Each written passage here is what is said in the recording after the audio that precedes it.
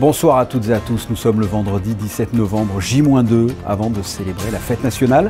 Soyez les bienvenus sur Monaco Info, je suis ravi de vous retrouver et voici les titres qui seront développés. Le prince Albert II a remis ce vendredi après-midi les médailles de l'éducation physique et des sports au Stade Louis II. Nous nous attarderons sur ces récompenses. La direction de l'éducation nationale de la jeunesse et des sports en a fait son cheval de bataille cette année, le harcèlement scolaire. Nous recevrons le président fondateur de l'association Urgence Harcèlement, lui-même harcelé en 3e. Il a organisé plusieurs ateliers et conférences au lycée Albert Ier. La cérémonie de la fête nationale rendra hommage au prince Régnier III à l'occasion du centenaire de sa naissance. Et bien dans le cadre de cette année commémorative, le musée d'anthropologie préhistorique prépare pour la fin d'année une exposition consacrée au prince Régnier III. C'est lui qui, en 1960, a choisi de délocaliser ce musée pour le bâtiment actuel au cœur du jardin exotique. Vous n'y connaissez rien en blockchain et en intelligence artificielle, rassurez-vous, je suis dans votre camp. Eh bien, le cofondateur de la nouvelle start-up Altores basée à Monaco Tech va tenter de nous vulgariser cet univers numérique en nous donnant les avantages et les travers de ces technologies. Une nouvelle exposition à découvrir en principauté à la galerie Belleuil, rue de Millau, Monaco Esprit de Riviera. L'artiste photographe Alphonse Alt présente 46 photographies retravaillées consacrées à la diversité de la principauté. Et enfin, comme tous les vendredis, votre rubrique Ceux qui font Monaco, Christina Thomel nous présentera aujourd'hui le comptoir philatélique et numismatique. La traditionnelle remise de médailles de l'éducation physique et des sports s'est déroulée en début d'après-midi, ce vendredi, au Stade Louis II, en présence du couple princier. L'occasion de mettre à l'honneur les acteurs du sport monégasque. Le reportage de Frédéric Elion, Thomas Deus, Julien Logier et Clélia Renaud. Ils portent haut les couleurs de Monaco et font rayonner la principauté par leur performance, leur qualité de gestionnaire, d'entraîneur ou d'encadrant lors des grandes manifestations sportives. Le prince Albert II et la princesse Charlène, très attachés à la pratique du sport et aux valeurs qu'ils véhiculent, ont mis à l'honneur ce vendredi des athlètes, dirigeants ou bénévoles à l'occasion de la traditionnelle remise des médailles de l'éducation physique et des sports au Stade Louis II. Une belle année sur le plan sportif et puis une décennie de médailles pour la principauté. Donc un honneur et un plaisir immense de recevoir cette médaille aujourd'hui. Madame Xiaoxin Yang, athlète de haut niveau. J'ai beaucoup d'honneur à être là, donc je suis très contente. Et il y a le prince qui m'a donné la médaille et ça donne beaucoup de motivation pour la suite. En plus, l'année prochaine, c'est les Jeux Olympiques, donc j'essaie de faire encore meilleur que maintenant. Donc, voilà. Le sport en principauté, c'est souvent une histoire de famille. Chez les Langelotti, le cyclisme rythme le quotidien. Le père Umberto et le fils Victor, qui a remporté la 6e étape du Tour de Turquie cette saison, ont été récompensés. C'est une double joie, déjà une merveille, c'est fabuleux. En plus avoir Victor à mes côtés, c'est encore plus fabuleux. Victor, papa, il a placé la barre très haut en termes de couleur, vermeil. Il te reste quelques années pour aller la chercher, celle-là. Ouais, c'est ça, va falloir bosser dur pour essayer de le rattraper. Ça va pas être facile, mais bon, je suis super content pour nous et super fier de mon père. Et la fête du cyclisme en principauté ne fait que débuter. L'été prochain, Monaco accueillera le départ de la dernière étape du Tour de France 2024. La remise de médailles de l'éducation physique et des sports, c'était donc cet après-midi. Et bien la veille, jeudi, en début d'après-midi, vous le voyez, le ministre d'État a accueilli les récipiendaires du centre hospitalier Princesse Grace pour leur remettre des médailles d'honneur récompensant leurs nombreuses années au service des autres. Toujours en bref, le prince Albert II s'est rendu jeudi à Genève à l'occasion de la 5e édition du Young Activist Summit de l'ONU, avec pour thème la paix et la réconciliation. Ce sommet a mis à l'honneur 5 jeunes activistes qui proposent des solutions pour faire progresser la paix au sein de leur communauté et réconcilier les humains avec la nature. 5 jeunes venant de Birmanie, du Burkina Faso, du Soudan, de Colombie ou encore d'Inde. En sport, 2 infos à vous donner. Tout d'abord, la victoire du boxeur monégasque à Las Vegas cette nuit. Hugo Mikalev a terrassé son adversaire au 4e round avec un KO technique. Hugo étant professionnel, tout simplement invaincu avec 9 combats et 9 victoires, dont les 2 dernières par KO.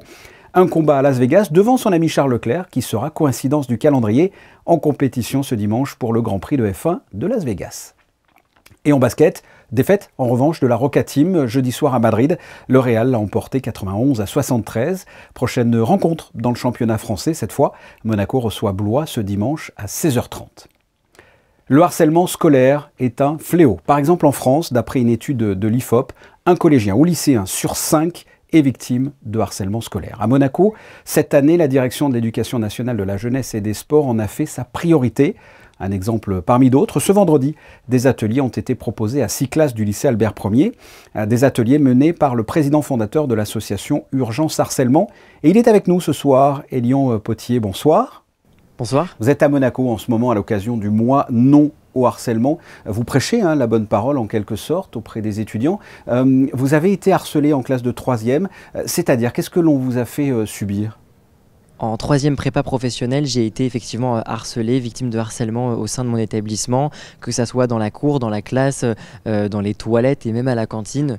Il n'y a aucune raison à mon harcèlement, peut-être parce que j'étais, on va dire, différent des autres ou pas, ou parce qu'ils avaient trouvé tout simplement mes harceleurs une personne sur qui une tête de Turc. Ils pouvaient une tête de Turc, voilà, se défouler tout simplement.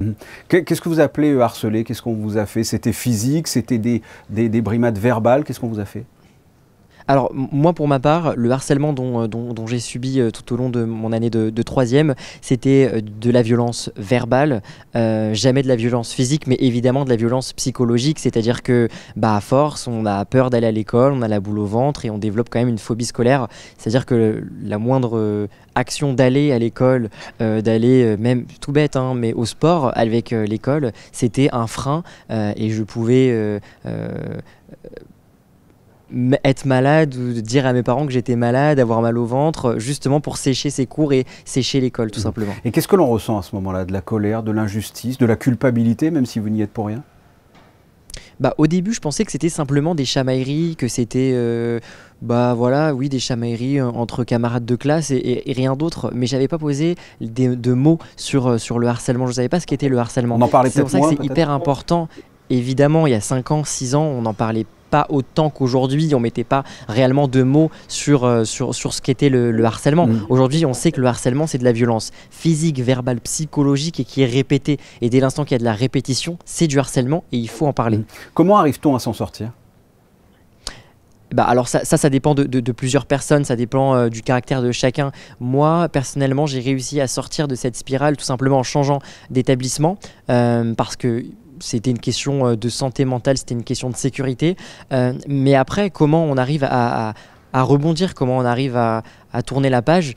Il y en a qui vont voir des psychologues, il y en a qui vont faire du sport, il y en a pour qui faire du sport c'est un défouloir et donc ça vous permet d'exprimer votre colère. Moi, ça a été de créer mon association et de transformer, on va dire, cette injustice, cette expérience négative en expérience positive, bien que ça soit compliqué à essayer de comprendre. J'ai essayé de transformer tout ça en positivité et à faire que mon association peut aider d'autres jeunes qui peuvent être victimes de harcèlement et donc les aider. Et aujourd'hui, psychologiquement, vous en êtes sorti parce que ça doit être un long travail, surtout des brimades verbales comme ça, c'est peut-être ce qu'il y a de pire. Alors, je vais dire que oui, j'y suis sorti, j'ai fait le plus gros, on va dire. Aujourd'hui, évidemment, faire des interventions dans les établissements scolaires, partout, que ce soit en France ou même à l'international, c'est une reconstruction aussi à Monaco. C'est une reconstruction aussi de pouvoir parler aux jeunes et de pouvoir leur dire que le harcèlement, il faut en parler. Et c'est en parlant qu'on va réussir à faire, d'une part, que ce sujet ne soit plus un sujet tabou, et de deux, d'aider, sauver, parce que des fois, on parle aussi de sauver des vies de jeunes victimes de harcèlement. Et quel est votre état d'esprit? Vous êtes en colère auprès de ces jeunes qui vous ont harcelé? Vous avez cherché à les comprendre? Parce qu'on dit que des enfants qui posent des problèmes, eux en l'occurrence, sont des enfants à problème. Vous avez cherché à les comprendre, à leur pardonner, ou selon vous, ils sont irrécupérables? J'ai pas cherché à les comprendre, parce que les comprendre, ça serait trouver peut-être une justification de ces actes qui sont inadmissibles et qui sont impardonnables. Je pense qu'à 14 ans, 15 ans, et même quand on est adulte et qu'on est victime de harcèlement, en fait, c'est destructeur. On peut être détruit de ces actions. Donc, chercher des excuses, chercher tout ça, non. Les pardonner, aujourd'hui, je suis passé au-delà. Essayer de comprendre pourquoi ils ont fait tout ça, j'arriverai jamais à comprendre. Mais en tout cas, intervenir dans les écoles, c'est ma préoccupation et c'est vraiment ma détermination d'intervenir partout pour lutter contre ce fléau. Alors justement, là, vous êtes dans les écoles de Monaco, vous rencontrez les jeunes. Quel message vous voulez leur faire passer maintenant que vous les avez rencontrés? Et tout simplement le même message qu'en France. Mon message, c'est clair, c'est de parler, de dénoncer, de parler à son surveillant, à son CE, à son proviseur, à son chef d'établissement, en parler à un adulte de l'établissement en qui on peut avoir confiance. Vous avez les infirmières, les infirmiers, vous avez personnel scolaire tout simplement. Mais à l'extérieur, vous avez aussi des personnes qui sont là aussi pour écouter ces situations. Vous avez évidemment les parents, vous avez les frères, les sœurs, les cousins, les cousines, les voisins, les voisines, enfin toute personne en qui vous pouvez avoir confiance. Il faut le dénoncer, il faut en parler et il faut faire que ce sujet ne soit plus un sujet tabou parce que c'est pas un sujet tabou et c'est juste pas possible qu'en 2023 on puisse être confronté à du harcèlement à l'école et qu'on puisse encore avoir honte en tant que victime de ce phénomène, de ces actions, alors que c'est tout simplement pas de notre faute en fait. Alors, en parler à vos proches, ça vous l'avez dit, puis il existe aussi à Monaco un numéro de téléphone, si vous vous faites harceler ou si vous connaissez quelqu'un qui se fait harceler, vous avez le 98 98 83 05, 98 98 83 05. Elian Potier, je vous remercie d'avoir répondu à mes questions. Merci à vous, merci. Le musée d'anthropologie préhistorique proposera d'ici quelques jours une exposition inédite dédiée au prince Régnier III. Une équipe de Monaco Info s'est rendue sur place afin d'assister aux derniers préparatifs. Un reportage de Vanessa Dessy sur des images de Thomas Deus. Créé par le prince Albert Ier en 1902, le musée d'anthropologie préhistorique est à cette époque situé sur le Rocher. Et c'est en 1960 que le nouveau bâtiment est accueilli au cœur du jardin exotique, à l'initiative du prince Régnier III. Une future exposition permettra de mettre en avant l'héritage visionnaire de son fondateur. Pour mon équipe et moi-même, c'était normal, évidemment, de rendre hommage au prince Régnier III.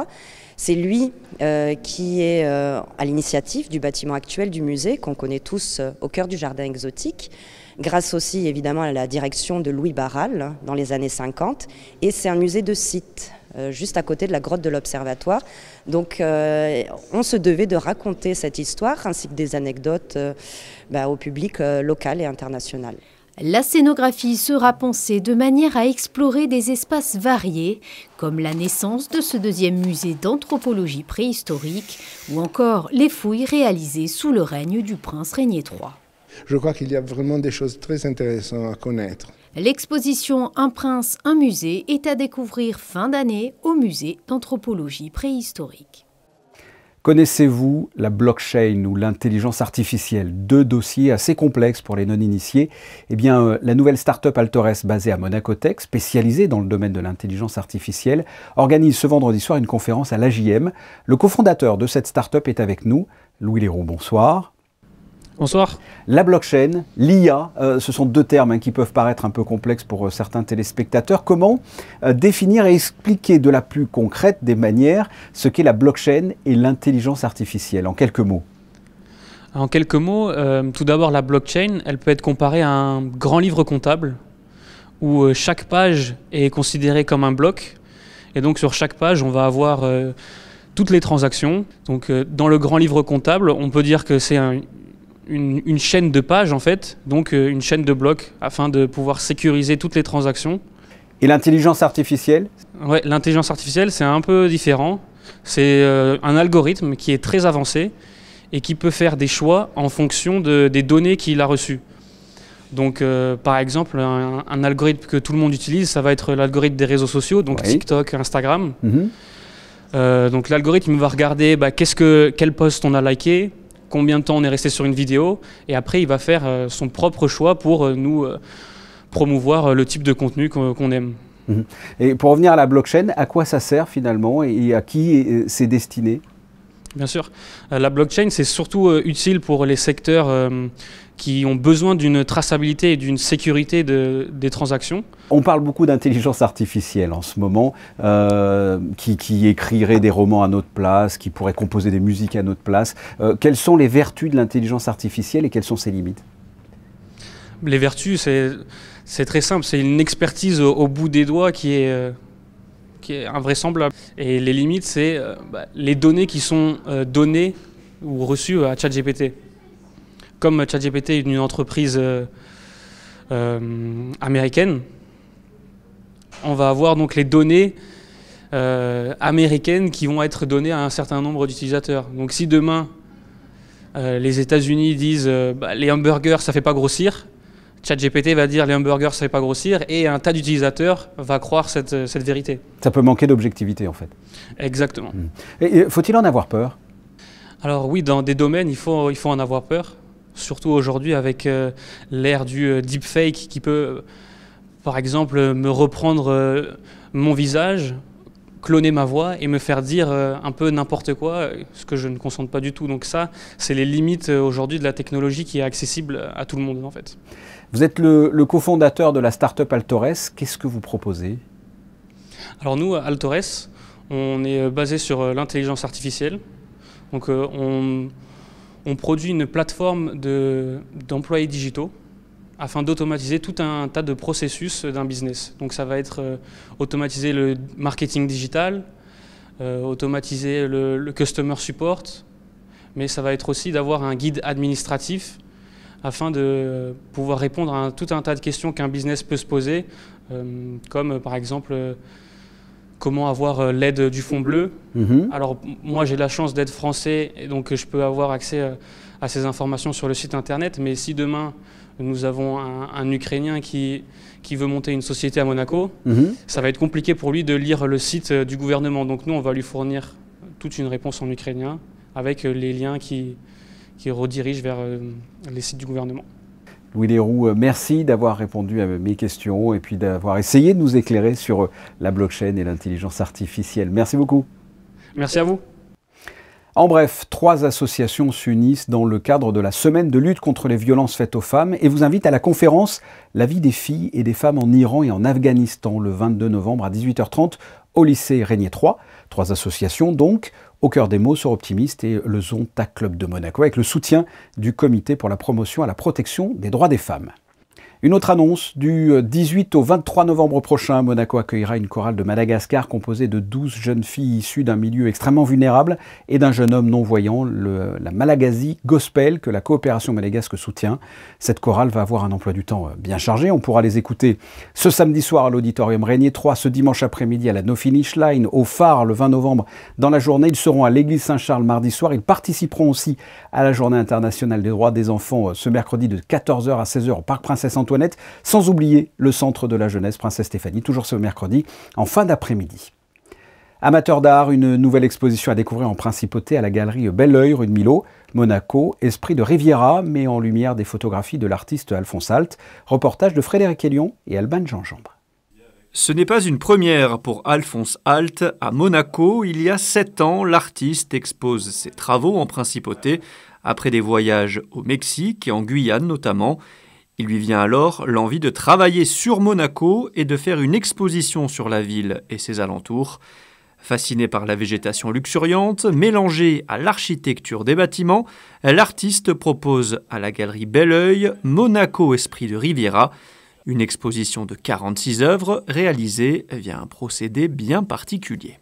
En fait, chaque photographie est unique puisque c'est un travail à l'atelier avec des pigments en fait, je commence par une photographie noir et blanc, mais après, je rentre dans mon atelier et je travaille avec ce procédé ancien qui est le résinopigment-type que j'ai débaptisé. Et en fait, on s'est approprié beaucoup de choses parce qu'il y a un style avec les pigments. Je peux masquer ou exagérer certains aspects de la photo. Et donc, ça dépasse la photo quelque part un peu, voilà. Vous avez jusqu'au 31 janvier pour aller découvrir les œuvres d'Alphonse Alt à Monaco. Comme tous les vendredis, nous retrouvons Christinda Tomel pour sa chronique « Ceux qui font Monaco ». Et aujourd'hui, Christinda, on vous retrouve devant une institution pour les collectionneurs. Oui, et aujourd'hui, c'est devant l'antre des collectionneurs que je vous retrouve. Qui n'a pas rêvé un jour de posséder un trésor? C'est ce que nombreux d'entre vous viennent rechercher ici au comptoir philatélique et numismatique de Monaco, rue Princesse Caroline, comme nous l'explique le propriétaire des lieux qui a fait de sa passion son métier.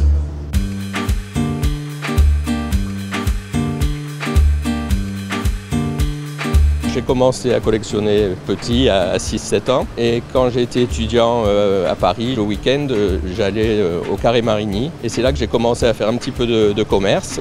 Après, je suis revenu à Monaco. J'ai fait beaucoup de ventes par correspondance en mettant de la publicité dans les magazines spécialisés.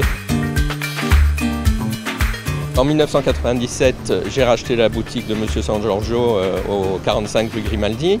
J'ai repris tout son stock de timbres de Monaco, qui comportait beaucoup de pièces intéressantes du prince Charles III, du prince Albert Ier. Quand nous avons ouvert ici en l'an 2000, c'était les débuts d'Internet. On a développé beaucoup la vente sur Internet. À partir de 2002, on s'est concentré sur la vente de monnaie euro. Donc on possède un stock complet de tous les euros de tous les pays de la zone euro, des 23 pays de la zone euro. Bien sûr, beaucoup de collections de timbres. On achète les collections de timbres qu'on revend souvent intactes. D'ailleurs, en vitrine, vous pourrez voir, il y a beaucoup de collections proposées à la vente à des prix très compétitifs. On fait beaucoup les billets de banque aussi. Il y a un grand engouement pour la collection de billets de banque usagés. Donc beaucoup de personnes arrivent avec des stocks de billets en francs qu'elles ont retrouvés dans les tiroirs ou dans le coffre de la grand-mère. S'ils sont en bon état, on est en mesure de les racheter et de les proposer sur le marché international, même des billets français, que ce soit des Napoléon, des Pascal, des Marie Curie, voilà, tous ces billets-là ont encore une valeur bien qu'étant démonétisés. Qu'est-ce qu'on vous demande le plus aujourd'hui? Ce sont les monnaies rares de Monaco. Alors, il y en a trois. Pour la catégorie euro, il y a trois monnaies très rares. C'est la 2 € Princesse Grace de 2007. C'est une monnaie qui était vendue au départ 110 € et qui se négocie aujourd'hui aux alentours de 4 000 €. Une deuxième monnaie à 10 000 exemplaires qui s'appelle la Forteresse, qui a été émise en 2015 et qui elle aussi vaut entre 3 000 et 3 500 €. Et bien sûr les monnaies en or de Monaco, dont la dernière très recherchée qui a été émise il y a quelques jours et épuisée à la vente au musée des timbres et monnaies en quelques heures. C'est une monnaie de 50 € en or et présentée dans un très luxueux coffret rouge avec un certificat numéroté, émise à seulement 499 exemplaires, donc forcément très recherchée. Alors dorénavant, quand vous ouvrez votre portefeuille, faites attention, vous possédez peut-être un véritable trésor entre vos mains sans le savoir. On m'a toujours dit quand on trouvait des centimes, eh bien que c'était le début de la fortune. Ah, du coup, je veux bien vous croire. Et on vous retrouve à la météo, Christina. Quoi de neuf du côté du ciel ? Eh bien, du côté du ciel, les prévisions pour demain sont plutôt bonnes. Le ciel sera bleu et le soleil au rendez-vous. Les températures seront comprises entre 10 et 16 degrés. Le soleil se lèvera à 7h26 et se couchera à 17h04. Demain, nous fêterons les Audes. Merci Christina. Nous vous en avons parlé dans ce JT. Les jours qui précèdent la fête nationale sont ponctués de remises, de décorations et de médailles. Eh bien, les photos de fin de journal sont consacrées aux coulisses de ces cérémonies qui récompensent des personnes qui ont œuvré pour le bien de la principauté dans divers domaines. On se retrouve demain, samedi à 19h. Je vous souhaite de passer une excellente soirée. À demain.